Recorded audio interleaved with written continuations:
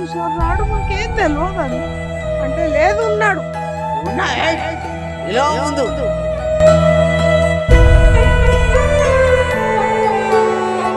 మస్తు డ్రింక్ చేసుకున్నాడు వాడు ఊగుతున్నాడు ఇట్లా అంటే ఊగేసిండు ఒకటికి వచ్చేసిండు ఇట్లా ఊగేసిండు ఊగేసరికి ఎవడరా నువ్వు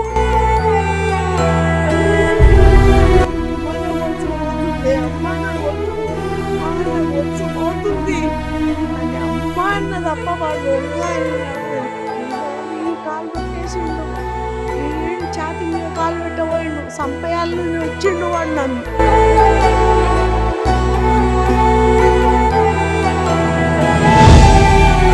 నగరంలోని వీక్లీ బజార్లో నిన్న జరిగినటువంటి చైన్ దొంగతనం పట్ల కూడా కాలనీ వాసులు భయాందోళన వ్యక్తం చేస్తున్నారు. ప్రస్తుతం వీక్లీ మార్కెట్లోని నిన్న జరిగినటువంటి సంఘటన ప్రదేశంలో ఉన్నాము. అమ్మ ఉంటది, పెద్దావిడ మెడల నుంచి బలవంతంగా చైన్ లాగినటువంటి పరిస్థితి. వాళ్ళ ఇల్లు చూడొచ్చు.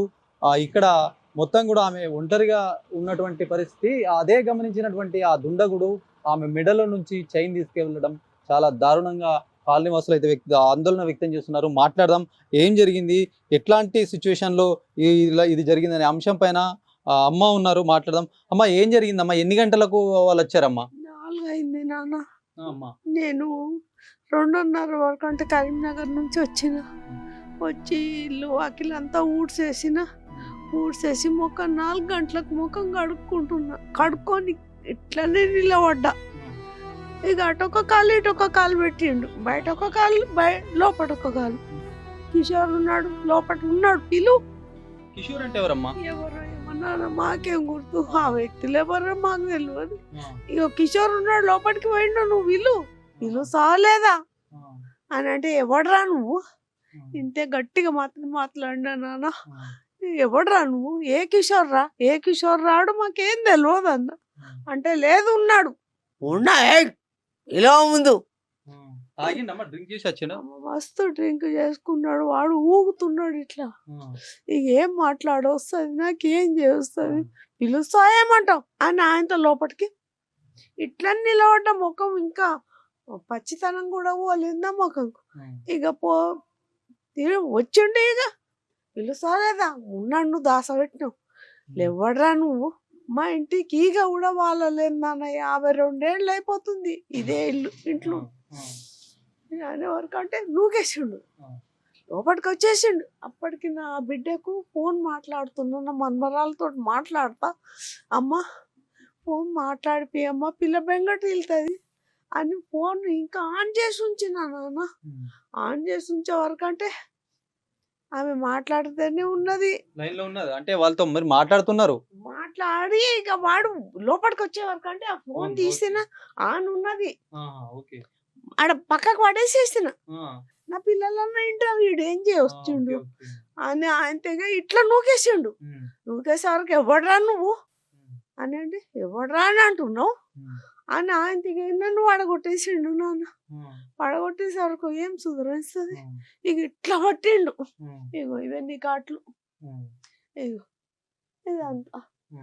ఇక అంత ఇది చేసేవరకు అంటే నేనన్నా నాకేం తెలియదు నాన్న. అమ్మ నీకు ఇట్లా పట్టే వరకు అంటే ఇక చైన్ మీద మన చేతి వచ్చేసింది. అమ్మ నా గొలుసు పోతుంది, అమ్మ నా గొలుసు పోతుంది, అమ్మ నా గొలుసు పోతుంది అని అమ్మ అన్న తప్ప వాడు దొంగ అని నాకు తెలియలేదు నాన్న. ఏంటి అసలు తోయలేదు, మాట్లాడ కూడా నాకు పక్షినట్టు వరుతున్నాయి. ఎవరి బయటికి రాలేదు, మాట్లాడాలి. మళ్ళా పక్కకు అమ్మాయి వచ్చి నిలబడి తమాషా చూస్తుంది. ఇక అర్థం కాలేదు. ఇక ఆయనతో మళ్ళీ ఏం చేసిండు, మళ్ళీ ఒకసారి పడగొట్టేసిండు. పడగొట్టి కాలు మీద ఈ ఒకటే కాలు మీద కాలు పెట్టేసిండు. ఈడ కింద ఒకటి పెట్టిండు, ఇది ఒకటి పెట్టిండు. ఇక నేను ఈ ఒక్క చేత్తోటే పోరాడినా నాన్న. నువ్వు ఎవడరా అమ్మ నా గొలుసు పోతుంది, అమ్మ నా గొలుసు, నా బిడ్డ ఇంకా బిడ్డనే ఉన్నది ఫోను. ఇక అనగా నీకేం చేసిండు, ఇక గుంజే వరకు ఇట్లా గుంజుకున్నా. ఇక అవి తెగిపోయి 4 గుండ్లు కింద పడ్డాయి. ఇక పుస్తే తీసి నేను పుస్తెళ్తాడు 3 తులాలన్నర ఇట్లా చేతుకు చుట్టుకున్నా, ఇట్లనే పట్టుకున్నా. ఇక ఈ కాలు తొక్కేసిండు. ఈడు ఛాతి మీద కాలు పెట్టబోయిండు, చంపేయాలని వచ్చిండు వాడు నన్ను. ఇక ఆయనతో ఇట్లా నూకేసిన, ఆడదాకా పోయిండు, మళ్ళీ ఊరికొచ్చిండు, మళ్ళీ వడగొట్టేసిండు నన్ను. వడగొట్టేసే వరకంటే ఇక నేను లేచి కూర్చున్నా. ఇక అప్పటికి లంగది నాడ దిగిపోయింది. ఇక సరే అని ఆయనతో ఇట్లనే పట్టుకున్నా, చీర ఇట్లనే పట్టుకొని బయట కూరుకుదామనే వరకు అంటూ వాడేం చేసిండు, ఇది గొలుసు ఇస్తలేదు అని ఇది ఇంకా తక్కువ అయింది బేట. నా పిల్ల చూడొచ్చు అమ్మ చాలా ఎంత ప్రయత్నం చేసిందంటే ఆమె సంబంధించినటువంటి మంగళసూత్రం లాంటిది చైన్, అలాంటి చైన్ కూడా తీసుకెళ్ళడం చాలా దారుణం. చాలా ప్రయత్నం చేశాడు.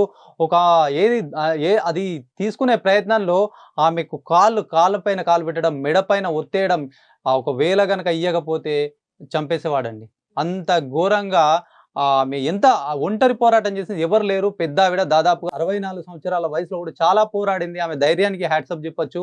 ఎంత అంటే ఆ చేయి గుంజేసిన క్రమంలో కూడా ఆయనకు దొరకకుండా చేతిలో పట్టుకున్నదండి పెద్ద ఆవిడ. ఆ పెద్ద ఆవిడ చేతిని కూడా కొరకడము ఎంత లావుగా అయిపోయిందంటే ఇది మొత్తం ఉబ్బినటువంటి పరిస్థితి ఉంది. చాలా ప్రయత్నం చేసింది. ఇట్లా నోట్లో పట్టేసండి ఇది, ఆ గొలుసు ఇడుస్తానేమో అని. ఇక ఇడుస్తలేను. ఇక ఆడదాకా నువ్వు ఎత్తుకపోయి ఎత్తేసిండు నన్ను, ఆడనే మధ్యలో ఎత్తేసిండు. ఇక అట్లయినా కూడా ఇది ఇక కొరికేసే వరకంటే ఈ రక్తం ఇట్లా కారుతూనే ఉంది రక్తం. ఇక అయినా కూడా ఇట్లా చీర పట్టుకొని ఇక ఉరికిన, గుంజుకున్నాడు అది. ఇక రక్తం గారంగా ఎవరికైనా పెయిన్ రాదా, ఇక ఉరికినామని నా గొలుసు పోతుంది అని. ఇక గోదవరినా కూడా ఎవరేం సమాధానం ఇవ్వలేదు నాకు. అమ్మ ఊరుకో అమ్మా, నా పిల్లలు బాధ కూడా వర్ణాతీతం అండి. ఎంత ఇబ్బంది పడ్డదంటే ఆమె వాళ్ళ కూతురికి ఫోన్లో మాట్లాడుతున్న క్రమంలో ఒక దుండగుడు అయితే వచ్చి ఇంట్లోకి వచ్చి ఒక పేరుని పలాని వ్యక్తి ఉన్నాడా అని చెప్పేసి ఇదొక డ్రామా లాగా ఒక వ్యక్తిని డైరెక్ట్ ఇంట్లోకి పోయితే ఏం చెప్పాలో అర్థం కాని సిచ్యువేషన్లో ఆమె ఉంది. ఏదో ఒక పేరు తీసుకొని పలాని వ్యక్తి ఉన్నారా అని చెప్పి ఒక పేరుతో ఎవరు లేరు అనేవి గొంతు చాచాచుకున్నా కూడా వినకుండా కూడా మద్యం మత్తులో ఆయన ఏం చేస్తున్నాడో తెలియని పరిస్థితిలో కూడా ఆమె పైన ఎవరు లేరు, ఒక్కటే ఒంటరి మహిళ ఉంది, ఆ పెద్ద ఆవిడ ఉంది. ఆమె మెడలో నుంచి చైన్ బలవంతంగా లాగాడు. ఆమె కూతురు కూడా వింటుంది ఆ శబ్దాలు కూడా. లైన్లో మా తల్లికి ఏదో జరుగుతుంది అని చెప్పి ఆమె ఎంత అరిసినా కూడా ఆమె ప్రయత్నం వృధా అయినటువంటి పరిస్థితి. చివరకు ఆమె ఎంతో ప్రయత్నం చేసింది చైన్ను కాపాడుకోవడానికి. అలాంటి ప్రయత్నంలో భాగంగా కూడా ఏదైతే దుండగుడు ఉన్నాడో తన బలమంతా కూడా ప్రయోగించి మొత్తానికి చివరగా ఆ చైన్ని లాగుకొని అక్కడి నుంచి కూడా బయట వరకు కూడా వచ్చింది. ఆ పెద్దావిడ బయట వరకు వచ్చి ఆ చివరి క్షణం వరకు పోరాడింది. ఆ చైన్ని కూడా కాపాడుకునే ప్రయత్నం చేసినప్పటికీ కూడా ఆమెను ఒకసారి నూకేసి కూడా కంప్లీట్గా ఆమె పడిపోయింది. పడిపోయిన తర్వాత గుంజుకొని ఇదే దారి గుండా అక్కడ వెళ్ళిపోయారు. చాలా ఇబ్బందికరమైన పరిస్థితి అనుభవించింది. కొరికి మొత్తం ఆమె చేతు కూడా వాచిపోయినటువంటి సిచ్యువేషన్. మరి ఇంతటి దారుణంగా ఆమె ఆవేదన వ్యక్తం చేస్తుంది. ఆరోగ్యంగా ఒకవైపు కూడా ఆమె కన్నీళ్ళు ఆగడం లేదు. ఇంతటి ఘోరమైన సంఘటన నిజామాబాద్ నగరంలో చోటు చేసుకుంది. దీనిపైన ఇప్పటికే ఆమె ఆవేదన వ్యక్తం చేస్తుంది. పోలీస్ కంప్లైంట్ చేశారు. ఏదేమైనప్పటికీ తనకు న్యాయం జరగాలని బాధితురాలు కోరుకుంటున్నటువంటి సిచ్యువేషన్.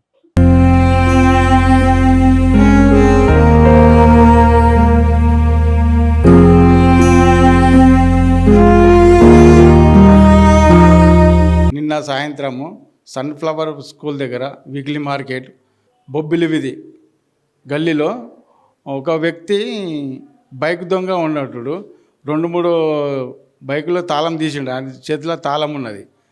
అదే గల్లీలో తిరుగుతుండు. ఒక 10 నిమిషాలు తిరిగిండు. ఎవరు ఆయనకు అబ్జర్వ్ చేయలేదు. ఒక ముసలామె ఇంట్లో ఉంటుంది. ఇంట్లో ఉంటే ఈ ముసలామె ఒంటరిగా ఉన్నదని చెప్పేసి అనుమానం వచ్చిందని చూసిండు. ఒంటరిగా ఉన్నది, మెడల గొలుసు ఉన్నది అని చెప్పేసి చక్కగా ఇంట్లోకి పోయి మెడలకి వెళ్ళి గొలుసు తెంపుకుంటాడు. ఆమె అరిచిన పక్కింటోళ్ళు కూడా పట్టించుకుంటలేరు. ఆ ముసలామె చెప్తుంది, పెద్ద మనిషి విజయమ్మ. ఆ పక్కింటోళ్ళు కూడా ఎవరు రాలేదు. గొలుసు గుంజుకొని చేతిలోకి వచ్చినాక ఆమె ఏం చేస్తుంది, గొలుసు ఆమె చేతిలో తీసుకొని పెనుకులాడుతుంది. అతను దొంగ అనుమానితుడు ఏమైంది అంటే చెయ్యిని కొరికి గొలుసు లాక్కొని పారిపోయాడు. పారిపోయేటప్పుడు ఒక ఆమె వచ్చి చూస్తుంది. అసలు ఆమెకి ఏం అర్థమైతే లేదు, ఏం జరుగుతుంది అనేది ఏం అర్థం కాక పారిపోయాడు. అది పోయినాక అయ్యో దొంగ అని చెప్పేసాను. దయచేసి ఇట్లా ఉంటే ఏదైనా పక్క ఇంట్లో సప్పుడు అయితే ఏదైనా ఆవాజ్ వస్తే అబ్జర్వ్ చేయండి. అబ్జర్వ్ చేసి 100 డయల్ చేయండి. ఇమీడియట్లీ పోలీస్ వస్తుంది, సహాయం చేస్తుంది. అది అప్పటికే లేట్ అయిపోయింది. మేము 4:10 నిమిషాలకు జరిగింది, మాకు 4:35 నిమిషాలకు 100 కాల్ వచ్చింది. మేము అక్కడికి పోయి ప్లేస్ చూసేసరికి లేట్ అవుతుంది. అదే తొందరగా 100 డయల్ చేస్తే మేము పోలీసు ఇమీడియట్లీ వస్తాము. దయచేసి ఎవరైనా ఏదైనా గడబడి అయితే 100 కాల్ చేయండి. దాదాపు 3.5 తులాల బంగారం పోయింది ఆమె. ఒక్కడే ఉన్నాడు అతను, అంటే సైగ చేస్తున్నాడు, ఉన్నాడా లేదని, కానీ సీసీ ఫుటేజ్ ఆధారంగా మాత్రము అతను ఒక్కడే వచ్చిండు. అదే గల్లీలో పక్క గల్లీలోకి వెళ్ళి పారిపోయిండు. అది స్పెషల్గా టీం కూడా తయారు చేశారు మా ఆఫీసర్లు. దాని అన్వేషణలో ఉన్నారు. త్వరలో పట్టుకుంటాము, ఐడెంటిఫై చేస్తారు మా ఆఫీసర్. కంప్లైంట్ వచ్చేసి 7 గంటలకు చేశారు కంప్లైంట్. లేట్ అయింది. అతను కూతురేమో హైదరాబాద్లో ఉంటుంది, ఇంకొక కూతురేమో కరీంనగర్లో ఉంటుంది. వాళ్ళు అచ్చట రావడానికి లేట్ అవుతుంది కనుక నాగారంలో ఉన్న టెంట్ హౌస్ నవీన్ అతనికి అంటే దగ్గరి బంధువు కనుక అతను వచ్చి కంప్లైంట్ ఇచ్చిండు. దాని మీద కేసు నమోదు చేసి విచారిస్తున్నాం.